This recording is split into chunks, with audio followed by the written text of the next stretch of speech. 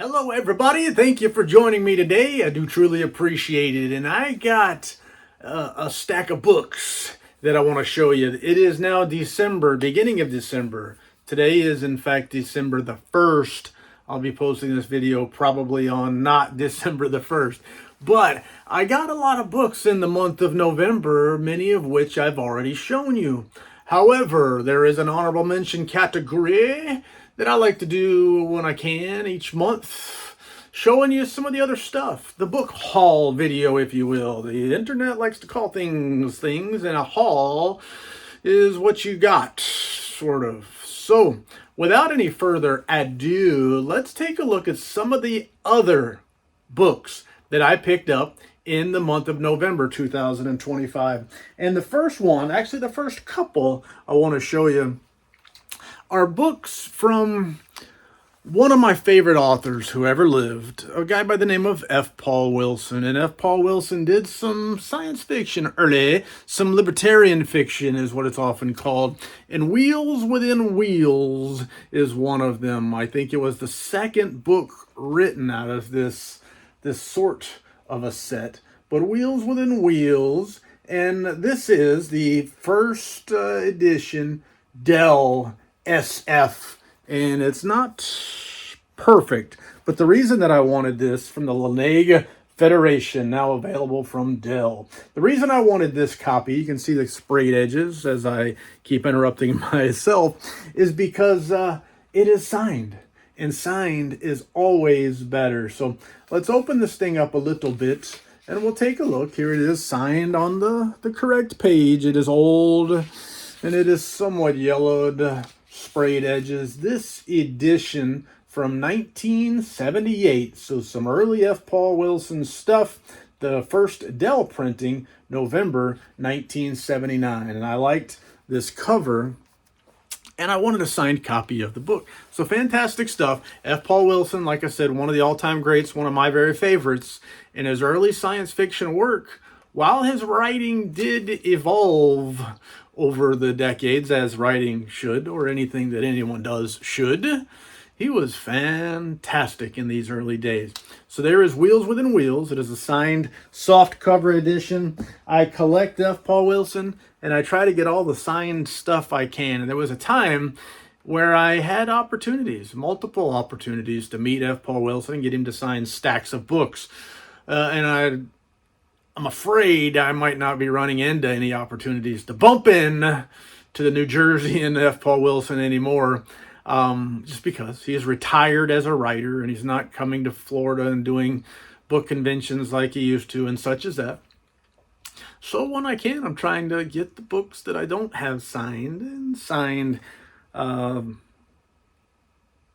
copies. And the next one, this was actually the first written in that Laneige Federation, and this one is Healer, and I believe I did a book review on Healer. If I haven't, what a crime. A fantastic book. This fella is in a cave, and stuff falls on his head, and he becomes partnered with Pard, I guess you could say. So this thing goes into his brain and kind of infiltrates his body and shares a body with him. It can talk to him. And eventually they come to the realization that there's no choice but for us to have this partnership, because the thing can't now leave.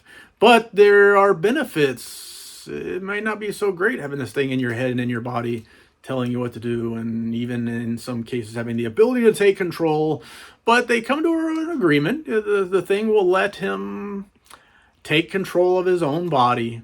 It'll talk to him and it'll annoy him sometimes, but it also has the ability to go all through his DNA, his cells, his molecules, and fix things and adjust things and change things and all that stuff. So in theory, one could live forever if any disease or any damage could be reversed. And it also gives him the ability to heal and I don't want to get any further into this book, but a fantastic book that I strongly recommend. And as you see here again, the Laneig Federation. But this is the Dell S science fiction cover edition, and I like the cover artwork here. And again, sprayed edges, and it is signed, and that's why I picked up this copy on the eBay, signed by the author F. Paul Wilson. It was printed in first copyright 1972 as a short story called Pard, which I read first. Long before I read the novel, I read the short story Pard.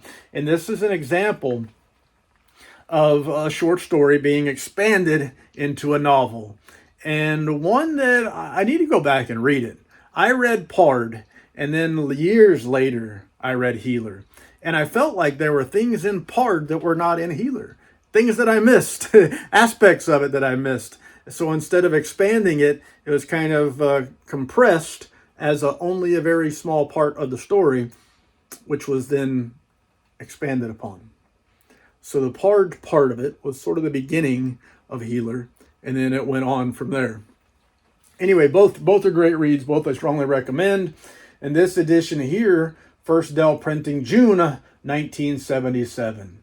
So the Pard was 1972. The first Healer was 1976. This edition is June of 77.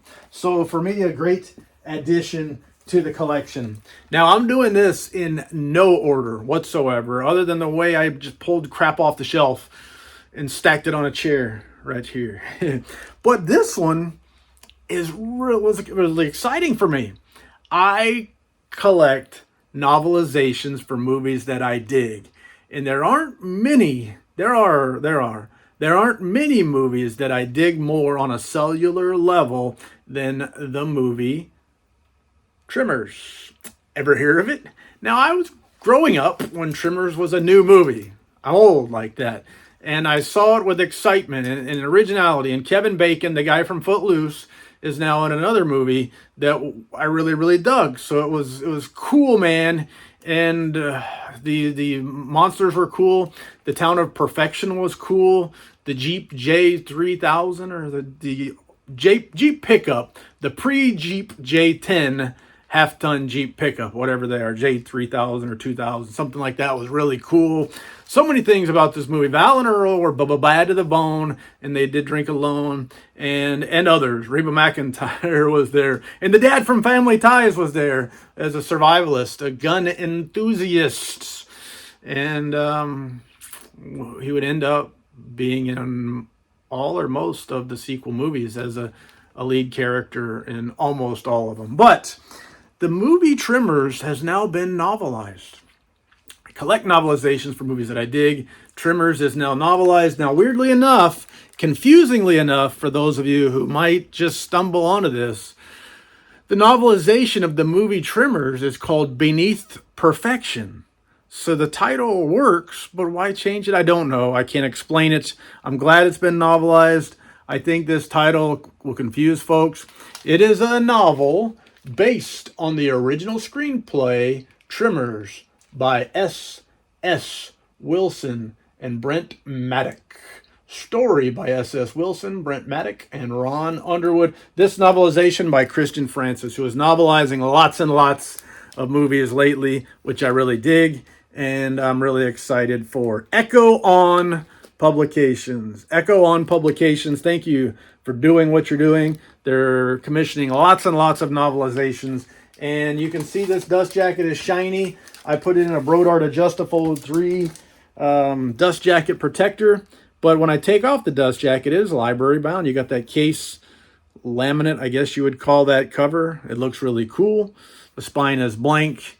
It is a glued binding, as one might expect, but it's a really neat thing. And there are more in the back. Official novelizations from Echo On Publications. Sutter Kane, which I already showed you in The Mouth of Madness. Night of the Comet. I need to get that one. I liked that movie. Doghouse, I have not seen it. The Descent, I have not seen it, much to my shame. The Gate was pretty good, and Witchboard I thought was pretty good. But there are some novelizations that I ought to get there. And if you're going to read this novelization, I think you can also get it in paperback, perhaps. It's a pretty bright white paper, The hardcover's text size is good and just and readable for all, I would say. But there is Beneath Perfection. I'm so glad that the movie Tremors has now been novelized. And we'll get to more novelizations, but I'm just picking stuff up off the stack. And I showed you not only the limited edition of this book already from Earthling Publications, but I did a book review of this book by Keelan Patrick Burke called The Widows of Winding Gale. I already showed it to you. Why am I showing it to you again? Because on the Facebook, there's this thing called the Facebook on what's called the World Wide Web. And Keelan Patrick Burke has a page on Facebook. So I was reading his page. And he said he had copies, limited edition, PC copies of The Widows of Winding Gale available. I think it was $85 delivered. And I thought, well, shoot, I've got the numbered copy over there. What the heck? I'll order one of the PC copies from him as well. I don't know why I swallowed a fly, but I ordered the PC copy. And let's show you some of it about it. But let's flip right to what's different about the PC copy compared to my numbered copy. There is the signature page. It is indeed signed by Keelan Patrick Burke and artist Nathan Ballingrud. But where it says the number, 500 numbered and 15 lettered copies of The Widows of Winding Gale were made. This is number KPB. And if you don't know what KPB is, the book was written by a fella named Keelan Patrick Burke. I don't think I needed to spell it out for you, but I did anyway. Sorry about that. But as if one signature from the author wasn't good enough, Keelan Patrick Burke, KPB, as the French call him, signed it again. Great big ballpoint pen signature. So I got a dual signed Keelan Patrick Burke, also signed by the artist. But this is Earthling Publications, one of my favorite limited edition publishers. Let me show you this dust jacket, stretched out a little bit in the shiny, the great, fantastic artwork there. And again, I did a book review on it, but there's cloth covered boards. This is quality limited edition stuff. Smith's sewn binding. It is part of the Halloween series, so it's got the bright or the orange end papers. There are interior illustrations in this limited edition book. Smith's sewn binding, all the good stuff. Let me show you a couple. Let's try to find some of these interior illustrations here. Some of the interior illustrations. This book was fantastic. It's reminiscent of stuff like The Call of Cthulhu, if you will. Also reminiscent of John Carpenter's The Fog. So it doesn't copy either one of those, but it's kind of in the ballpark of each of them in different ways. Fantastic world building, fantastic characters, fantastic setting. And a very quick read. It's not huge. Very quick read. It was 183 pages and absolutely fantastic. So this was the first Keelan Patrick Burke book that I had ever read. And man, I sure did like it. I get a chance hopefully to meet Keelan Patrick Burke a little bit later this week at a thing called Jeff Conwan in Dayton, Tennessee. So looking forward to that. Again, this is so random, but we're back to a movie novelization. And this one is called Dead and Buried, a novel by Chelsea Quinn Yarbrough, based on a screenplay of somebody. Let's see, what else? Screenplay by Ronald Shusett and Dan O'Bannon, based on a story by Jeff Millar and Alex Stern. But if you haven't watched Dead and Buried, I vouch with qualifications. If you don't like corny, somewhat corny, not overly corny, horror movies from the 80s and late 70s, you might not dig it, but I really did dig Dead and Buried. He thought Dead Men Told No Tales. The murders were bad enough, but what Sheriff Dan Gillis couldn't understand were the newcomers to Porter's Bluff and their eerie resemblance to people he had seen dead and buried. He couldn't tell Janet because even his beautiful wife was acting strangely lately. Was he imagining things, or was something evil preying on the sleepy town of Porter's Bluff, something as shadowy as the faceless killers who roamed the land? But this movie was one that I saw this movie, I think, maybe 2021 for the first time, somewhere around there, 2020 or 2021. It was recommended by somebody on the internet, and I don't remember who, but I watched it and I really dug it, and I watched it again this year, 2025, for Halloween season, and I really enjoyed it, and I was glad to stumble into the fact that there's a movie novelization for that movie that I dig. Now, and more utter awesome or randomness, my favorite book, this is the beginning of December, but my favorite book that I read in 2025 is The Autumn Springs Retirement Home Massacre by Philip Fracassi. And I've gotten so many copies of this book, slightly different copies of this book. I've done a book review for you. I've shown you some of the books, but this right here is the ARC for the trade hardcover edition. Advanced uncorrected proof. They're called ARCs because often they're called advanced review copies or advanced reader copies.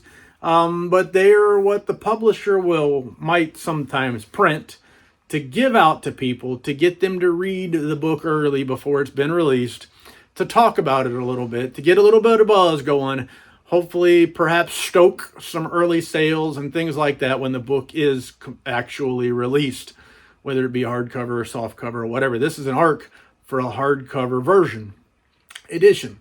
But it was a fantastic book, a phenomenal book, and we'll just read a little bit about this here. Rose is in her late 70s, living out her golden years at the Autumn Springs retirement home. When one of her friends dies alone in her apartment, Rose isn't too concerned. Accidents happen, especially at this age. Then another resident drops dead, and another, with bodies stacking up. Rose can't help but wonder, are these accidents old age or something far more sinister? Together with her best friend Miller, Rose begins to investigate. The further she digs, the more convinced she becomes. There's a killer on the loose at Autumn Springs, and if she isn't careful, Rose may be their next victim. So this book is out, and it's been read, and it's been reviewed, and it was phenomenal. But it's sort of a cross between a real horror novel, perhaps The Golden Girls, an Agatha Christie whodunit sort of a thing, and a slasher, with the final girl being a lady, Rose Dubois, a retired lady who's checked herself into a retirement home because she doesn't want to be a burden on her offspring and such as that, and she's afraid she might need some help at times.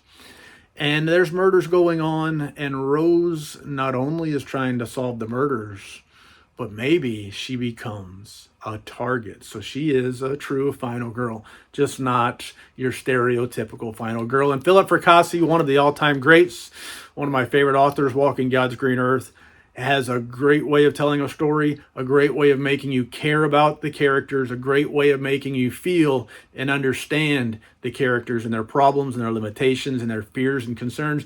And in this case, a retirement home is a place where you would kind of think, I don't know. He did a great job and worked hard to make sure people understood that these retirees at this retirement home were still people with hopes and dreams and aspirations and a desire to live the next day and to accomplish things and to carry on relationships and have romance and all these different things, all the needs, wants, and desires that anybody would have. These folks who should not be marginalized, they have all those same goals, worries, and dreams. And he did a great job of showing you all of that stuff. Fantastic book. So this ARC, but wait, there's more. This ARC is also signed by Philip Fracassi. Signed is always better, especially when you can't get the two pages separated where to show the signature. I can see the back of the signature. And but anyway, here we go. Signed and aligned by Philip Fracassi, my favorite author on God's green earth. So that is a important part of my book collection. Period. End of story. A few more will be quick. There's an author named Stephen Graham Jones. He wrote he has a twist on everything, a Native American twist on the werewolf sort of horror story. And he's done that with all sorts of different genres and archetypes and such. And Mongrels is his take on werewolves, and it was the first Stephen Graham Jones book that I ever read, and still maybe my favorite. I really loved this book. It was fantastic.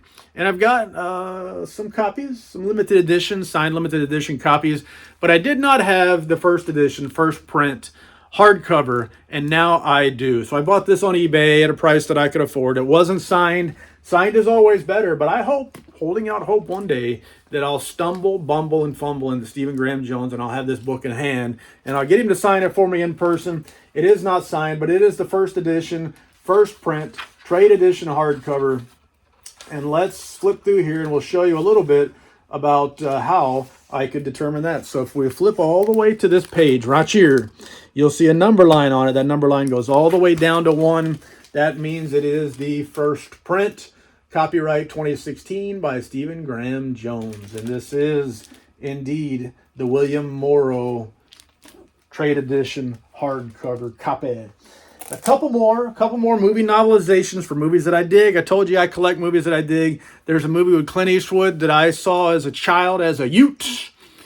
I feel like I remember seeing it at the theater, but I'm not sure if that's the brain screwing with you or what. I don't know what they call that. I remember seeing it at the theater, but I don't think I was around when this movie was in theaters. Let's see. When was the screenplay written? Anyway, this book here published 1982, screenplay copyright 1981. So I probably am. I was a little child. I remember going to the front of the theater to go out while the movie was playing. Walking out, probably had to go to the bathroom or something. I'd have been 4 or 5 years old. So maybe I did. But Any Which Way You Can is the sequel to Every Which Way But Loose, where Clint Eastwood plays Philo Beto, a bare knuckles, unlicensed boxer who goes from town to town, venue to venue, fighting, taking bets, unlicensed boxing. Just a bunch of people in different settings. 2 guys square off. Everybody's betting on him. He'd have his buddy, his cousin, I think, bet for him.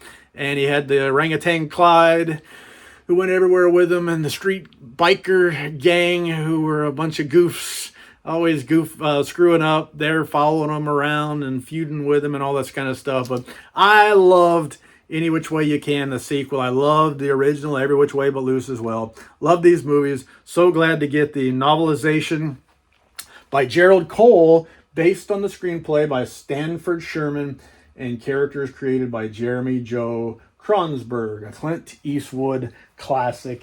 And one more, speaking of sequels, this sequel was not as good as the original, but I still loved and love Beverly Hills Cop number 2, Axel Foley, Eddie Murphy. Axel Foley was fantastic, and as a kid growing up watching this movie when it was new, I loved them. I loved them both. I loved the first one better. The first one was better. The second one was a good follow-up. And here is the novelization for Beverly Hills Cop 2, a novel by Robert Tyne based on a screenplay by Larry Ferguson and Warren Scarron, story by Eddie Murphy and Robert D. Wachs. And I don't have a novelization for Beverly Hills Cop, the original. If there was one, I don't have it. But now I got the sequel. And now you know what I got in the month of November. And with that being said, I can think of no more lies to tell. So thank you for your time. I do truly appreciate it. And say la vie, baby. Doo-doo.